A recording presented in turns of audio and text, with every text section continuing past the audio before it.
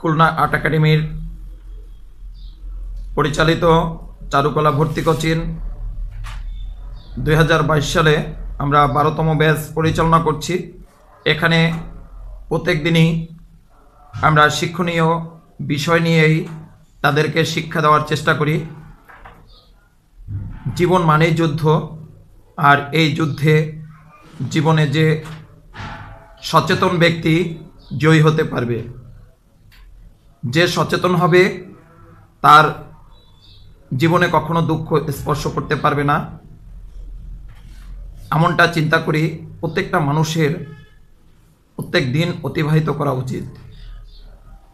আমরা শিক্ষার্থীদের আদর্শ শিক্ষা দেওয়ার চেষ্টা করি, জানি না কতটা দিতে পারি, এটা আমাদের শিক্ষার্থীরা পরে মন্তব্য করবে এবং আপনারাও কমেন্ট বক্সে জানাবেন। আমাদের দিক নির্দেশিকা, আমাদের কোনো অনিয়ম হলে আপনারা অবশ্যই আমাদের বলবেন, যেটা শিক্ষণীয় বিষয় ছিল না, আমরা নিজেদের বিষয়টা আমরা শুধরে নেওয়ার চেষ্টা করব। তবে যাদের শিক্ষা দেওয়ার চেষ্টা করছি সবাই পড়াশোনা করে ইন্টারমিডিয়েট কমপ্লিট করে উচ্চ মাধ্যমিক সম্পূর্ণ করে তারা আমাদের কাছে এসেছে। তাই তারা, আমি মনে করি তাদের ভালো মন্দ বোঝার জ্ঞান তাদের ভিতরে রয়েছে। তাই তাদেরকে যদি আমরা ভুল সিদ্ধান্ত দিয়ে থাকি সেটা অবশ্যই তারা তাদের স্ব স্থান থেকে প্রতিবাদ জানালে আমরা উপকৃত হব। আমরা প্রতিষ্ঠানকে সুন্দরভাবে পরিচালনা করার জন্য সবার সহযোগিতা আমরা আশা করছি। আপনারা 12তম ব্যাচের নবীন শিক্ষার্থীদের কাছ থেকে এখন একটি শিক্ষামূলক একক অভিনয় আপনারা দেখুন।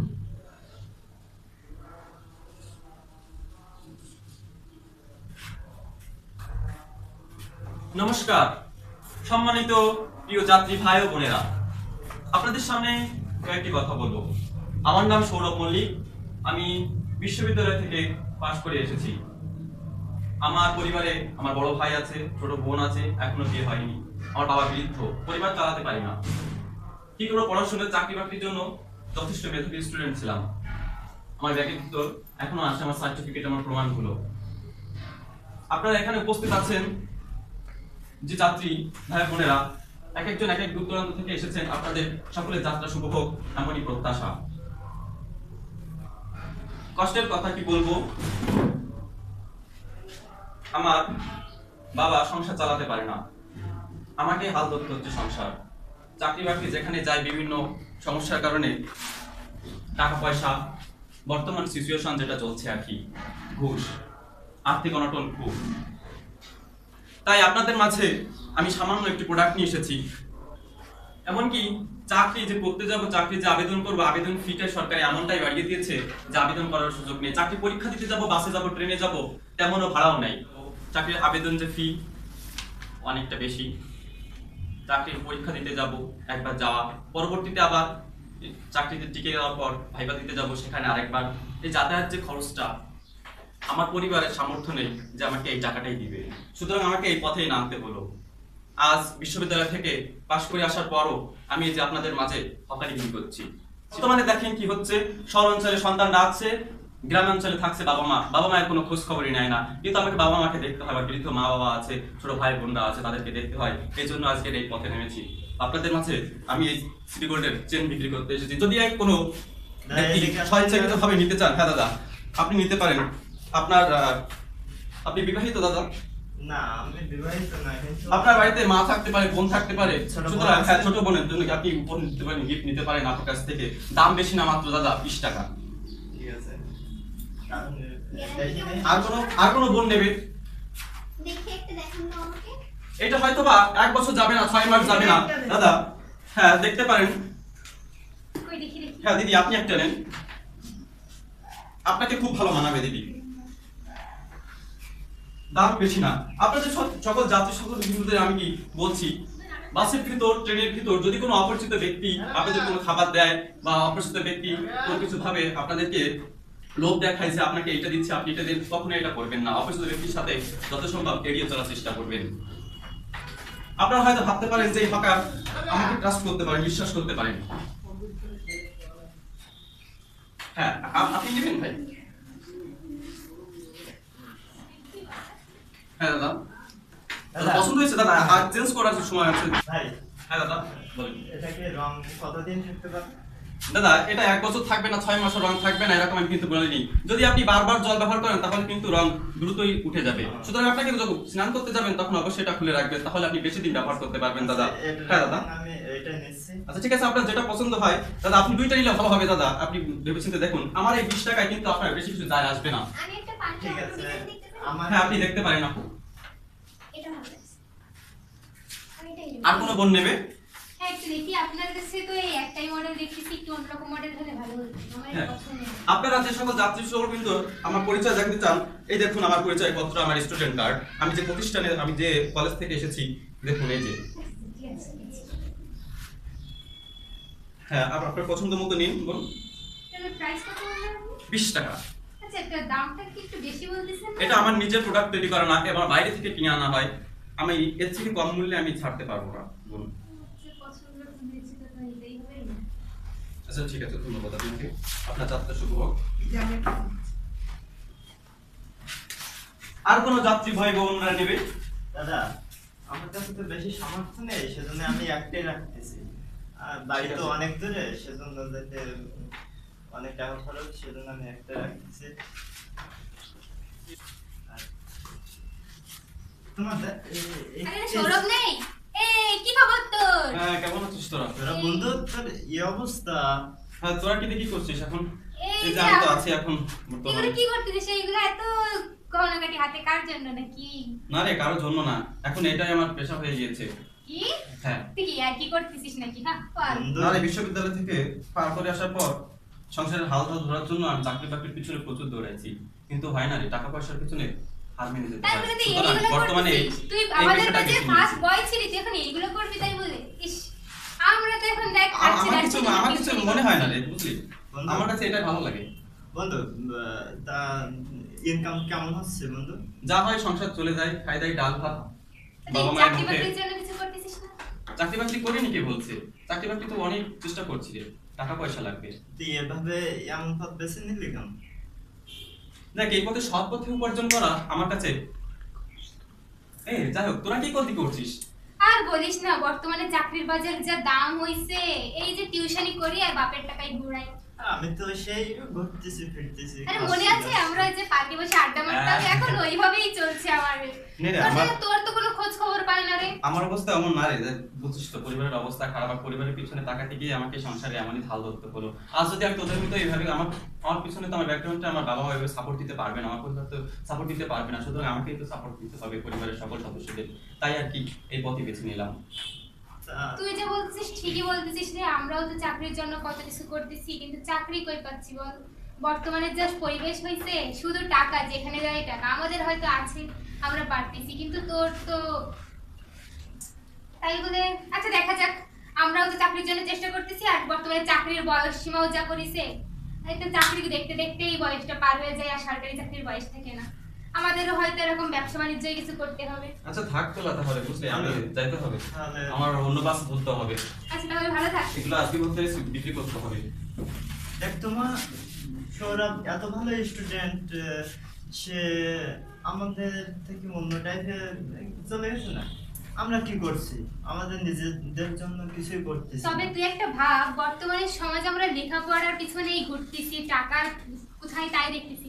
আমাদেরও এরকম ব্যতিক্রম কিছু ভাবা উচিত, কারণ চাকরি কতজন পাবো? আর এইভাবে তো চাকরির জন্য বারবার ঘুরে ঘুরে ঘুরে ঘুরে বাবা মার কষ্টটাও তো বুঝতে হবে। হ্যাঁ। আমাদেরও হয়তো এরকম কিছুই করা উচিত, সৌরভের মতোই ভাবা উচিত। আমরা কিছু একটা ভুল করতেছি। আমরা হয়তো বাবা মার দুঃখ কষ্টটা বোঝার একটা ইয়ে করতে হবে।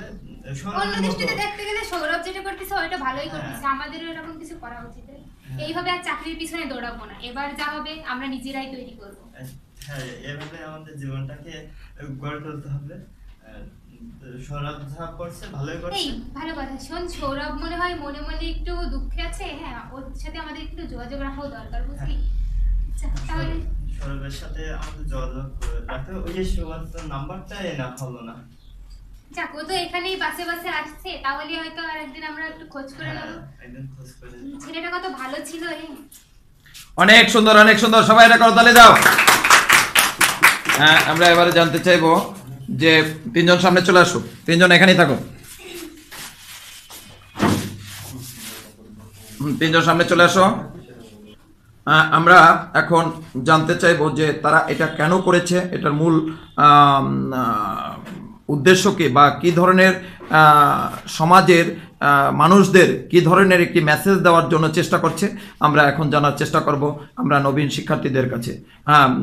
তমা, তুমি বলো যে তোমাদের এই যে নাটকটা, তিনজনের ছোট একটি নাটিকা তোমরা উপহার দিলে, এটি তোমাদের মূল উদ্দেশ্য কি? স্যার, বর্তমানে তো সবাই শিক্ষিত, কিন্তু চাকরির বাজারে তেমন কোনো চাকরি নেই বললেই চলে। সবাই চাকরির পিছনে ঘুরতেছে, কিন্তু অর্থনৈতিকভাবে সবাই যে চাকরি করতে পারবে এরকমও কারোর সামর্থ্য থাকে না। তাই আমাদের এই ছোট অভিনয়টার উদ্দেশ্য ছিল যে কাজ যাই হোক, সে ছোট হোক বা বড় হোক, আমাদের নিজেদের কর্মসংস্থান তৈরি করা, যাতে আমাদের মানে আপনি বোঝাতে চাচ্ছেন বেকারত্ব দূর করার জন্য। ধন্যবাদ আপনাকে। আমরা এখন মহেন্দ্রর কাছে আমরা চলে যাব। মহেন্দ্র, আপনি বলবেন, মহেন্দ্র বাবুর কাছ থেকে এখন জানবো যে আপনার চিন্তা ভাবনা কি, এই মেসেজটা কি, মূলত আপনার কাছ থেকে আমরা একটা মেসেজ জানতে চাই। কাজকে ছোট করে দেখা উচিত নাই, কাজকে প্রাধান্য দেওয়াটাই মেন উদ্দেশ্য, দেওয়াটাই ভালো। আর আমরা যারা বেকার আছি আর কি, যাদের বাড়ি থেকে টাকা নিচ্ছি, মোবাইলে প্রচুর খরচ করছি, এটাই করা কিন্তু ঠিক নয়। আর আমরা কোনো কাজকে ছোট করে দেখব না। সুন্দর। আমরা সৌরভের কাছে এবার জানবো। সৌরভ, আপনার কাছে আমার প্রশ্ন যে আপনি তো মূল ভূমিকায় ছিলেন, আপনার অভিনয়ের সময়টা বেশি ছিল আপনার কাছে, তার জন্য আমরা আপনার কাছে আসছি। আপনি যে এই মেসেজটা আপনি জনগণকে দিতে চাচ্ছেন, বা যুব সমাজের উদ্দেশ্যে তো এই মেসেজটা করছেন, মানে দেখা যায় অনেকে ডিপ্রেশনে ভুগে, মানে পড়াশোনা করছে, আমরা বুঝতে পারছি যে আপনার জায়গাটা, যে আপনার পড়াশোনা করছে অথচ সে চাকরি পাচ্ছে না, তখন সে না পারছে ছোট কোনো চাকরি করতে, কারণ তার একটা বিশ্ববিদ্যালয় থেকে বের হয়ে একটি ছোট একটি কোম্পানিতে চাকরি করবে, বা ছোট একটি পেশা নিয়ে সে জীবনযাপন করবে, একটা বড় ধরনের স্বপ্ন নিয়ে তার পিতামাতা তাকে পড়াশোনা করাইছে, নিজে একটা স্বপ্ন দেখছে, কিন্তু সেই স্বপ্ন অনুযায়ী সে পৌঁছাতে পারছে না, তখন সে না পারছে ছোট কাজ করতে, আর না পারছে বড় কাজের সন্ধান জোগাড় করতে, তখন সে মানসিকভাবে দুশ্চিন্তায়, এক না হলে তার আত্মহত্যা করতে হচ্ছে, আনাইলে তার হচ্ছে কি করতে হচ্ছে, সে ডিপ্রেশনে ভুগতেছে। তাই আপনার যে এই মেসেজটা অনেক সুন্দর, আপনি এখন আপনার স্থান থেকে কি বোঝাতে চাচ্ছেন, আপনি দর্শককে বলে আপনি মেসেজটার অর্থটা একটু বুঝিয়ে দেন।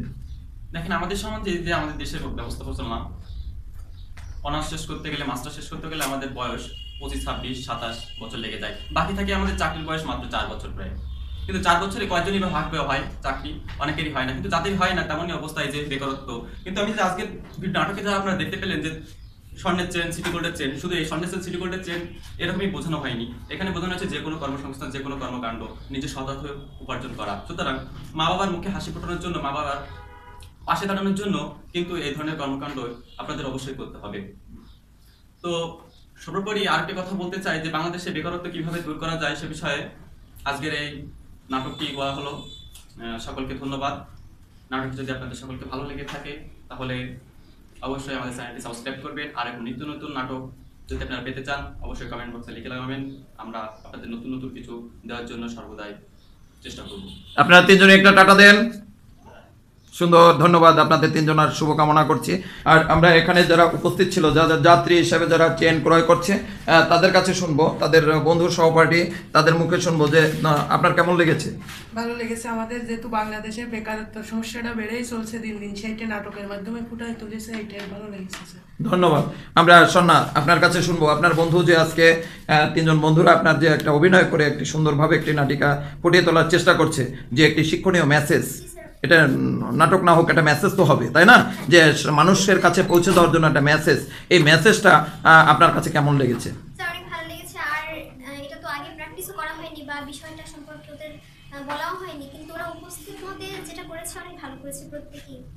এই কাজকে ছোট না করে দেখে যে সেভাবে জীবনযাপন করা, মানে সংসারের দায়িত্ব নেওয়া, পিতামাতার যে পাশে দাঁড়িয়ে সহযোগিতা করা, এই বিষয়টা, কনসেপ্টটা সুন্দর না? আচ্ছা, ধন্যবাদ আপনাকে। আমরা স্মৃতির কাছ থেকে আমরা জানতে চাইবো, স্মৃতি আপনার কেমন লেগেছে? ভালো লেগেছে, উপস্থিত বুদ্ধি দিয়ে অল্প সময়ের মধ্যে যা করছে তা সত্যি অসাধারণ। আচ্ছা, তাহলে আমাদের এখন সর্বোপরি সবাই যেহেতু ভালো বলছে, আমরা আজকের প্রধান অতিথির কাছে এখন শুনে আমরা ভিডিওটি তারপরে শেষ করব। আমরা তার কাছে শুনবো যে ওরা কেমন উপস্থাপন করলো, বাট কেমন বিষয়টা, টপিকসটা কেমন হচ্ছে। একটা নতুন পারফরমেন্স হিসেবে ওরা অনেক ভালো, ওদের কনসেপ্টটা অনেক সুন্দর ছিল। এবং ওরা যে আমাদের আধুনিক সমাজের বা সমাজ ব্যবস্থায় এখন বর্তমান যে প্রবলেমগুলো তৈরি হয়েছে সেই ধরনের একটা কনসেপ্ট নিয়ে যে ওরা একটা ছোট নাট্য তৈরি করতে পারছে, সেজন্য ওদের অনেক আন্তরিকভাবে ধন্যবাদ জানাচ্ছি। এবং এটা আমাদের সমাজের যে বর্তমান সমাজের যে আমাদের ইয়ং জেনারেশনের শিক্ষিত সমাজের যে চিত্রগুলো তুলে ধরছে, এবং আমরা এই শুধুমাত্র চাকরির পিছনে না দৌড়ে যদি নিজেদের ছোটখাটো একটা কোনো ব্যবসা বা অন্য কোনো মানে কর্মমুখী শিক্ষা যে যদি শুরু করতে পারে, এবং সেই জিনিসটা ওরা সুন্দরভাবে তুলে দেওয়ার জন্য ওদেরকে সবাই ধন্যবাদ, এবং অত্র প্রতিষ্ঠানকে অনেক ধন্যবাদ আন্তরিকভাবে। আপনাকে আমাদের প্রতিষ্ঠানের পক্ষ থেকে, খুলনা আর্ট একাডেমির পক্ষ থেকে আপনাকেও ধন্যবাদ জানাচ্ছি। আমার পক্ষ থেকে সকলকে ধন্যবাদ জানাই। তারা যে উদ্দেশ্যে বাড়ি থেকে এসেছে, তারা তাদের উদ্দেশ্য সফল হোক, তাদের পিতামাতার স্বপ্ন পূরণ হোক, তাদের পিতামাতার মুখে যেন হাসি ফুটাতে পারে, এমনটা প্রত্যাশা রেখে আমি প্রতিষ্ঠাতা পরিচালক চিত্রশিল্পী মিলন বিশ্বাস, আমি এই ভিডিওটা এখানে শেষ করছি।